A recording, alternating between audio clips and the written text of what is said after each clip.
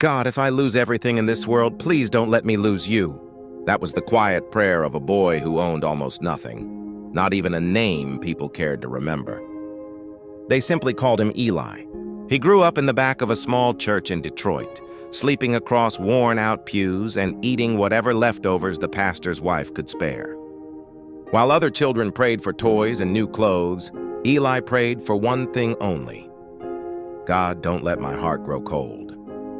Life didn't reward him for that prayer. At 14, he swept floors in a diner. At 17, he was fired after giving free food to a homeless woman who reminded him of his mother. By 20, he worked construction by day and slept in a shelter at night, saving every dollar he could. Still, before he closed his eyes each night, he whispered, "Even if I lose everything, Lord, don't let me lose my faith." People mocked him.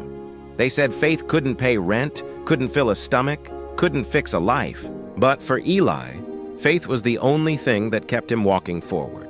One freezing night, he found a little girl crying outside a grocery store, barefoot, hungry, shivering. Eli spent the last $5 in his pocket to buy her a small meal and a blanket. When he handed them to her, she whispered, "My mommy says God sends angels when we're scared." Eli smiled through tears. "Then maybe he sent two tonight," he said softly. He walked away with empty pockets, but a heart filled with peace. A week later, Eli collapsed at work. Exhaustion and malnutrition had caught up with him. When he woke in a hospital bed, IV in his arm, he saw the last people he expected by his side, the little girl and her mother. The woman held his hand. "You don't know me," she said, her voice shaking, "but my daughter hasn't stopped talking about you.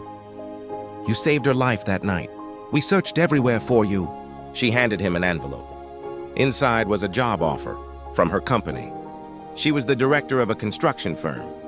"We don't believe in coincidences," she said. "We believe in answered prayers." Tears rolled down Eli's face. He looked upward and whispered, "God, you never left me. Even when I had nothing, you kept my faith alive." Years later, Eli became a project manager who built affordable homes for struggling families. But every morning before he picked up a tool or reviewed a blueprint, he whispered the same prayer that carried him through every valley. "God, if I lose anything today, my strength, my work, my money, please don't let me lose you." Because he finally understood, real wealth isn't found in what we keep. It's found in the faith that keeps us standing. Moral: faith doesn't promise an easy life. It promises the strength to survive one. Call to action.